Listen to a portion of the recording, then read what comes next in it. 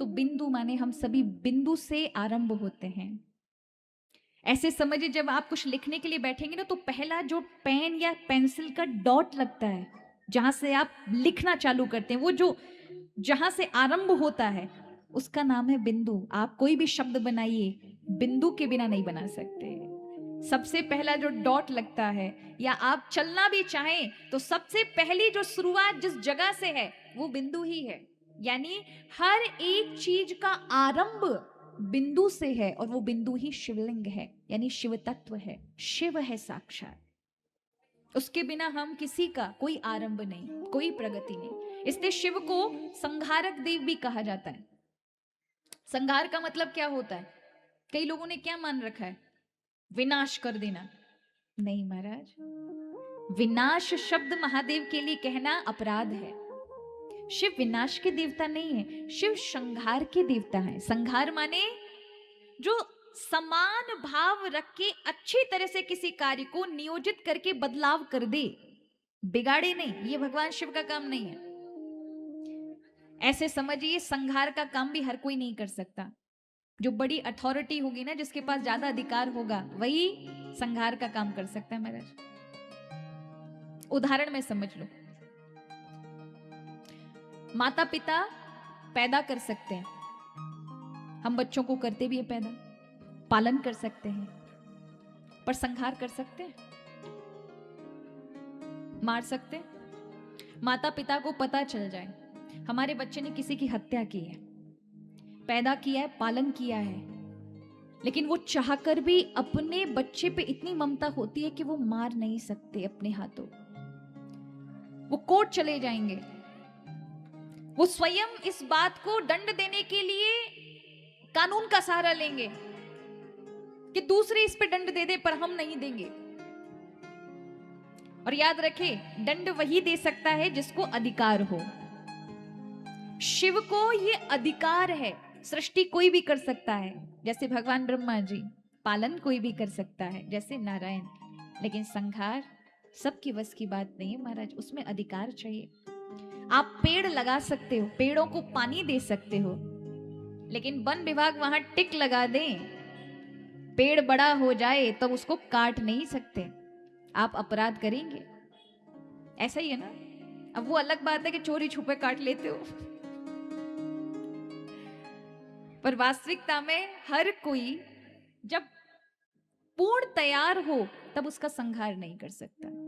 केवल संहार की देव नहीं है शिव, शिव बदलाव की देवता है।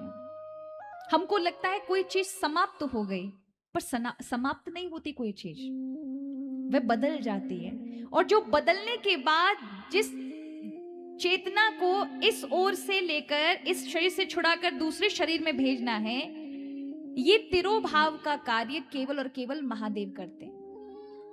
इसलिए शिव संहारक भी हैं, शिव तिरोभाव स्वरूप हैं, शिव अनुग्रह रूप भी है। बहुत ध्यान से सुनेंगे तब समझ आएगा। ऐसे समझिए, देखो दिमाग लगाओगे तब समझ आएगा, फिर आप सोचो हमारी तो पल्ले ही नहीं पड़ रही आपकी बातें। कभी आपने विचार किया है शिव कैसे पूरे जगत को संभाले हुए हैं? हमसे 4-5 रिश्तेदार नहीं संभले जाते, और हम उनको संभालते संभालते पगला जाते पूरे जीवन भर। इसको संभाले 4 रूठ गए, चारों को संभाले 25 रूठ गए, सबको समेटते समेटते हमारे जीवन समाप्त हो जाता है। लेकिन शिव देखिए, जब आप पैदा हुए होंगे कोई भी, तो आप जब पैदा हुए होंगे तो आपने कहीं से शरीर छोड़ा होगा, शरीर छोड़ते ही ये जीवन मिला। अब ये जीवन के साथ साथ आप चल रहे हैं, लेकिन आपका विवाह, चाहे आप स्त्री हैं पुरुष हैं, आपका विवाह किससे होगा? वो आप ही के 5-10 साल में पैदा होगा, आप ही के साथ। और जैसे ही आप बड़े होंगे आपका विवाह होगा।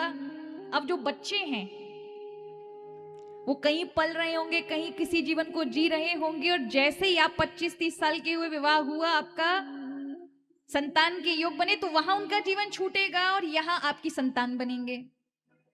और आपको क्या लगता है, इसी तरह से सबका जीवन चलता है, कहीं जाता है, कहीं से फिर आता है। और जगत बनता रहता है। जो यहां से छुड़ा करके अंत किसी जगह पर पहुंचाने का कार्य करते हैं वो हैं शिव। शिव संहारक देवता हैं जो समान कृपा करते हैं कि अब इस जीव को किस योनि में भेजना है, कहां भेजना है। हम तो भूल जाएंगे महाराज, इस शरीर को छोड़ने के बाद शरीर की सारी चीजें भूल जाएंगे, लेकिन शिव अनंत अनंत जन्मों को भी याद रखेंगे और कृपा करके आपको उस अनंत चक्र से भी छुड़ा लेंगे कि अब इसको बार बार भटकने की जरूरत नहीं, अब ये मेरी शरण में आ जाए। तब जीव अहंकार को एक और करके, अपने गर्व को एक और करके तब शिव की शरण में जाए तो बंधनों से छूट जाता है। जो इतने शरीर धारण करेगा हर बार शिव को भेजना पड़ेगा। और याद रखिए, शिव नहीं भेजते, हमारे कर्म हमको लेके जाते हैं। कौन लेके जाते हैं? हमारे अच्छे और दूषित बुरे कर्म। ऐसे समझिए, उदाहरण दिया है शास्त्रों में, कर्म कैसे जन्म लेने के लिए आग्रह करते हैं। यहां से अगर आपको एक, हम रजनी जी से कहें कि रजनी जी आप एक अच्छी परफ्यूम की बोतल यहां पे छिड़क दो कोने में, अब वो छिड़क दें तो हवा उस परफ्यूम की सुगंध को लेकर के कोने कोने तक लेके जाएगी। उस सुगंध को कौन लेके गया? वायु लेकर गई, हवा लेकर गई। उसी तरह से व्यक्ति जैसे ही जीवन छोड़ता है, उसके जितने भी कर्म जो उसने जीवन भर किए होते हैं, वो जिस प्रकार का कर्म उसका बना, उसका परिणाम फल जैसा बना है, तुरंत कर्म की वायु वेग खींच कर उसे शरीर में लेके जाएगा दूसरे में। वहां उसे कोई रोक टोक नहीं सकता। लेकिन यहां भगवत कृपा होगी उस जीव पर तो मुक्त हो जाएगा। यहां प्रभु की कृपा की आवश्यकता होती है। इसलिए महाराज, वस्तुतः हम सभी शिव तत्व हैं, शिव स्वरूप हैं, लेकिन अज्ञानता के चक्कर में आकर के हम अनंत अनंत कर्म करते हैं, जिसके कारण अलग अलग शरीर धारण करते हैं। उन शरीरों से भगवत भक्ति धीरे धीरे की होगी तो जीवन में भगवत भक्ति सत्संग ये सब मिलता रहेगा, और नहीं की होगी तो अनंत अनंत जन्म, जरूरी नहीं है मनुष्य बनोगे, कीड़े मकोड़े पशु पक्षी अनंत अनंत जन्म धारण करेंगे। इसलिए कहा कि भैया केवल और केवल एक ही है कि अपने जीवन में किसी भी प्रकार से, किसी भी माध्यम से शिव भक्ति करें और जीवन में अच्छे शिव के गुण लेकर आए, उदारता लाएं, दूसरों पर कृपा करने वाला भाव लेकर आए। घर परिवार में कैसा रहना चाहिए ये शिव भगवान से सीखना चाहिए। हम तुम्हारा सब चाहते हमारे जैसे गुण वाले लोग मिल जाएं। परिवार में भी हम यही चाहेंगे कि लोग कैसे मिले? हमारे जैसे, जैसे हम हैं। हो ही नहीं सकता महाराज, सभी संसार में मनुष्य अलग अलग हैं।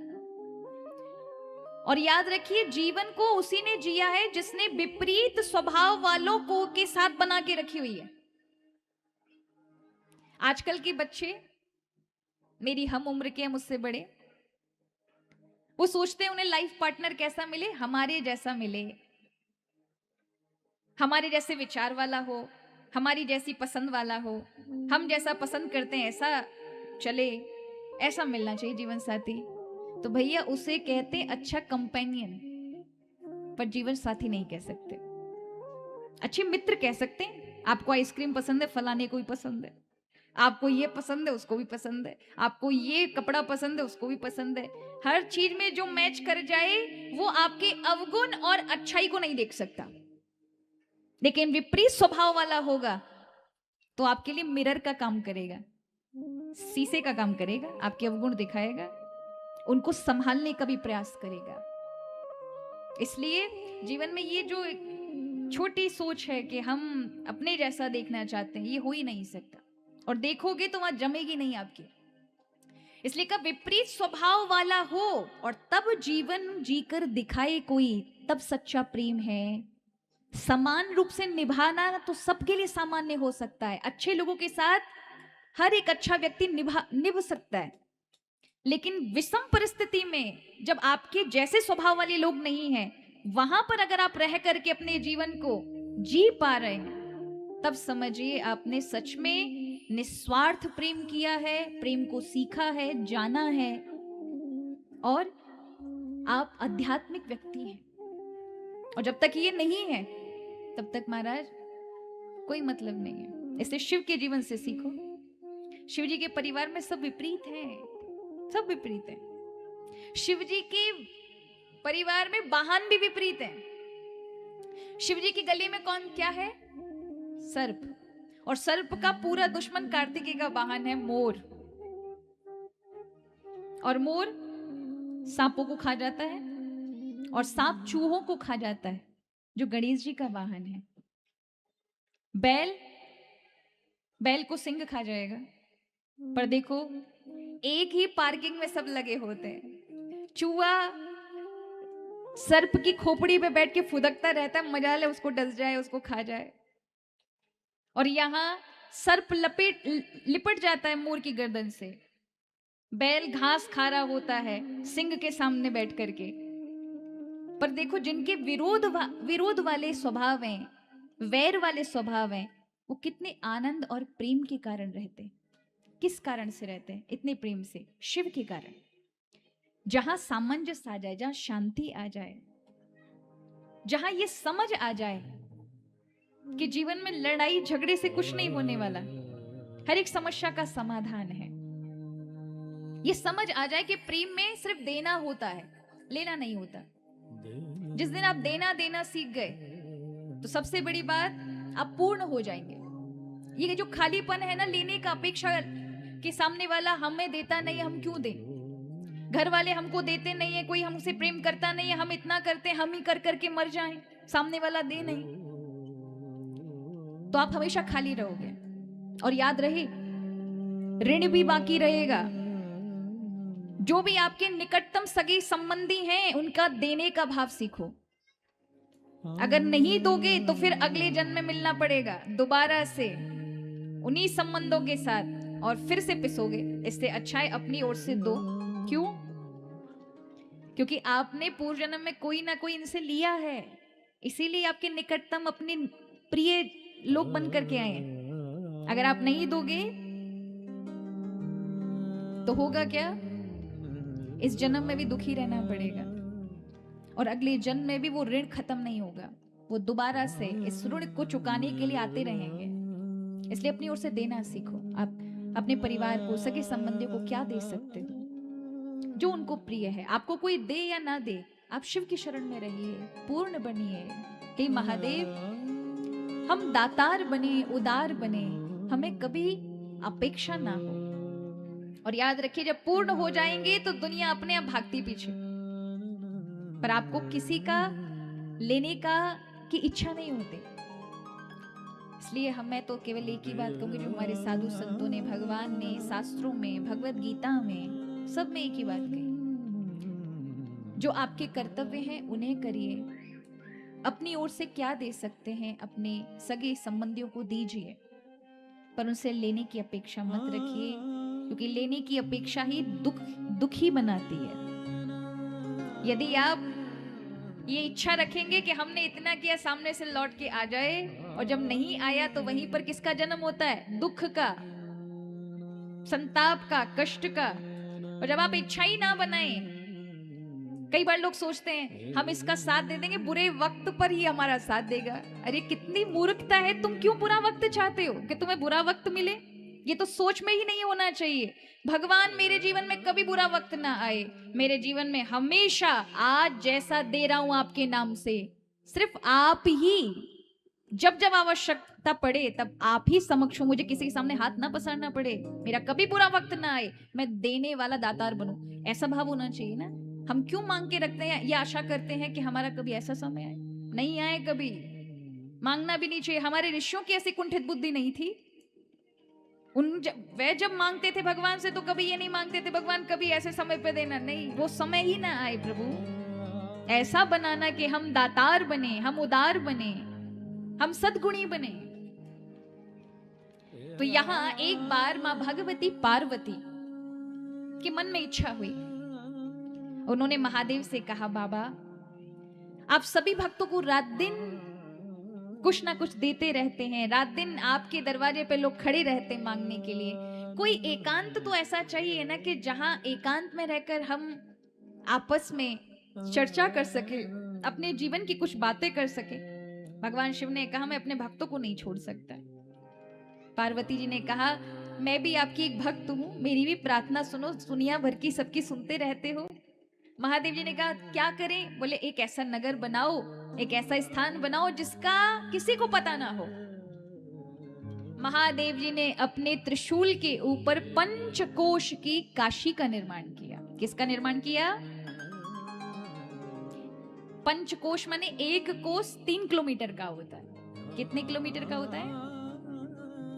तो पंचकोश की काशी को भगवान ने त्रिशूल पर बनाया।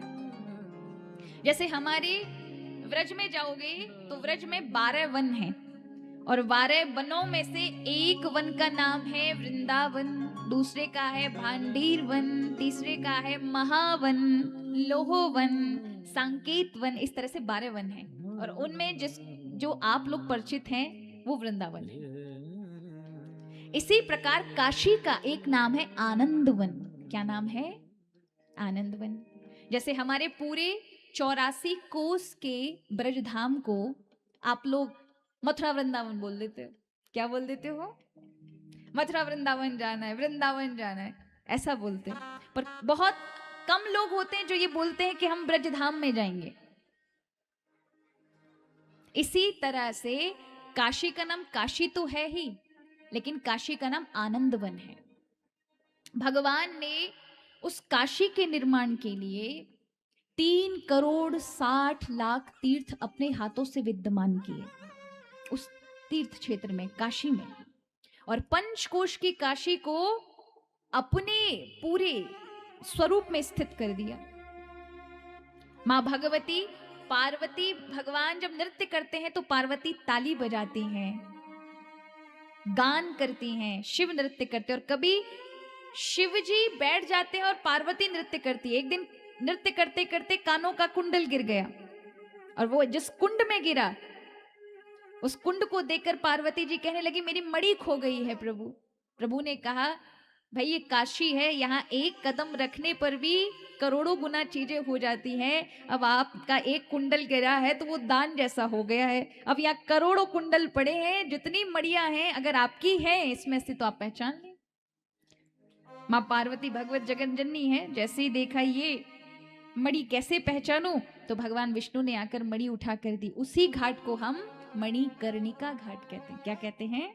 जो कानों की मणि जहां पर गिरी। जिसको भी अपने आप पे अहंकार हो ना महाराज, हमसे बड़ा कोई नहीं, हमसे बड़ा ऐसा कोई नहीं, ज्यादा धन का मद हो, बल का मद हो, उनको एक बार महाशमशान में जाना चाहिए, काशी में। रात दिन हजारों हजारों युगों से शमशान में चिताएं जल रही हैं। रात दिन चिताएं जलती हैं, हजारों की संख्या में प्रतिदिन जल रही हैं। तब से लेके अब तक चिता जलना बंद नहीं हुआ है, जलती ही रहती हैं। तो हमें हमारी सच्चाई पता चलती वहां जाकर के कि एक दिन हमारा भी ये शरीर चला जाएगा ऐसे ही। हमको बड़ा लगता है बड़ा जीवन है, बड़ा जीवन है। इस जीवन का पल का भी भरोसा नहीं है महाराज। अभी मैं आपको यह कथा कह रही हूं, 15-20 मिनट बाद मैं यहां से बोल पाऊंगी ये भी मुझे नहीं भरोसा महाराज।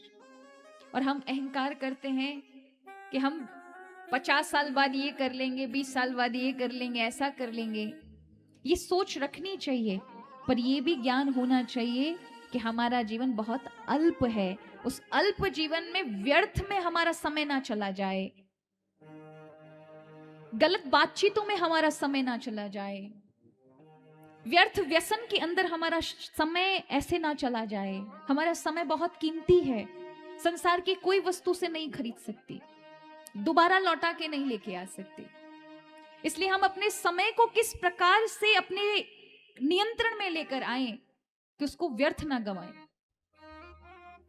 कई बार आप देखेंगे हम हमारे समय को कहां गंवाते हैं? चुगली में, बातचीत में, व्यर्थ की बातों में। कुछ नहीं, खाली बैठेंगे तो भगवान का नाम लेना चाहिए तो फोन लगाएंगे, इधर मित्र को, रिश्तेदार को, नजर तमाम तरह लोगों को फोन लगा लगा कर पूछेंगे भैया कैसे हो। 1 मिनट भी अपने को खाली नहीं रखेंगे। कुछ नहीं तो वो एक फोनासुर भी है जो 24 घंटे हमारे पास ही रखा रहता है। जैसे एकांत काम से छुट्टी हुई तुरंत महाराज हाथ पकड़ लेंगे, तो वो भगवान का नाम जपने देगा? नहीं जपने देगा। इसलिए फोन रखिए, बुराई नहीं है, उपयोग भी करिए, बुराई नहीं है, लेकिन व्यर्थ समय ना जा रहा हो इस बात पे नियंत्रण करें। नियंत्रण करें कि आपका समय ज्यादा खर्च तो नहीं हो रहा। अगर नहीं हो रहा है तो बहुत अच्छी बात है, फिर आप अपने जीवन की शक्ति को अच्छे कर्मों में लगाइए। कैसे लगाओगे? बढ़िया व्रत इत्यादि करिए, दान इत्यादि करिए, भगवान नाम जपिए, सात्विक स्थिति लाइए, सुबह सुबह भजन पूजा करिए। हम व्रत उपवास करते हैं तो क्या करते हैं? हम मन की ऊर्जा को एक जगह एकत्र करते हैं। एकादशी व्रत करो, प्रदोष करो, अभी श्रावण के सोमवार चलेंगे, ये करिए और नियम अपने ऊपर लागू करिए। हम एक दिन नमक नहीं खाएंगे, हम एक दिन भोजन नहीं करेंगे, हम एक दिन जल नहीं पिएंगे। इससे क्या होगा? मन की ताकत कमजोर पड़ती है। जब आप भूखे रहेंगे तो आपकी जो इंद्रियां अलग अलग आकर्षणों में फंसी हुई हैं वो लौट कर आएंगी और आप तप करेंगे, आपका मन तप करेगा। पहले तो आपको खूब परेशान करेगा, पानी पी लो, ये पी लो, ये खा लो, लेकिन जब आप उसका त्याग करते रहेंगे, नहीं मुझे तो व्रत रहना है, मुझे तो शिव की उपासना करनी है, चाहे कुछ भी हो जाए, तो मन को शक्ति मिलती है, ऊर्जा मिलती है, मन हल्का हो जाता है, मन में स्थिरता आ जाती है। इसीलिए इसको तपस कहा गया है। व्रत सामान्य नहीं होता। जब लोग कहते हैं भूखे पेट भगवान खुश होते हैं, क्या? भगवान के लिए नहीं है बंधु, वो हमारे लिए है, हमारी मन की ऊर्जा को बढ़ाने के लिए है। फिर उस शक्ति को, उस मन को अपने अच्छे सत्कर्म में लगाइए, अपने अच्छे विकास के काम में लगाइए और पूरा झोंक दीजिए उस मन की शक्ति को। फिर आप देखिए कैसे कोई असंभव कार्य संभव नहीं हो सकता। पर आप 10 जगह अपनी मन की ऊर्जा को बांट के रखेंगे तो एक भी काम नहीं होगा, लेकिन एक ही जगह पर अपनी ऊर्जा को लगाएंगे, तपस करिए और उससे लगाइए। तो काशी बनाई भगवान ने और यहां शिव और पार्वती विहार कर रहे हैं। उसी समय ब्रह्मा जी ने बहुत बड़ा यज्ञ किया। उस यज्ञ में महादेव की आवश्यकता पड़ी। अब महादेव तो महाराज कहां पर थे? काशी के अंदर। और आपको पता है काशी ब्रह्मा जी की बनाई हुई नहीं है, सृष्टि में नहीं है, भगवान के त्रिशूल पर है। इसलिए काशी ऐसा कहे तो सबसे प्राचीन नगर है। भगवान ने सबसे पहला नगर यदि कोई बसाया है वो काशी है। कैलाश बाद में बसाया है। कैलाश किसके लिए बसाया? कुबेर के कारण, कुबेर से मित्रता करने के कारण भगवान को कैलाश जाना पड़ा। काशी भगवान की नगरी है मृत्युलोक में। इसलिए परम भाग्यशाली होता है वो व्यक्ति जो एक बार कहां हुआ था है? आज भी काशी में मरने वाला व्यक्ति जैसे ही मरेगा उसका कान हल्का सा टेढ़ा हो जाता है। क्यों हो जाता है? भगवान शिव तारक मंत्र से जो भी प्राण छोड़ता है काशी में मुक्त हो जाता है, क्योंकि भगवान ही उसके कान में मंत्र देते हैं। स्वयं आद्य गुरु भगवान शंकराचार्य ने भगवान शिव का दर्शन मृतक के कान में, यानी जो मर गया था उसके कान में मंत्र देते हुए करा।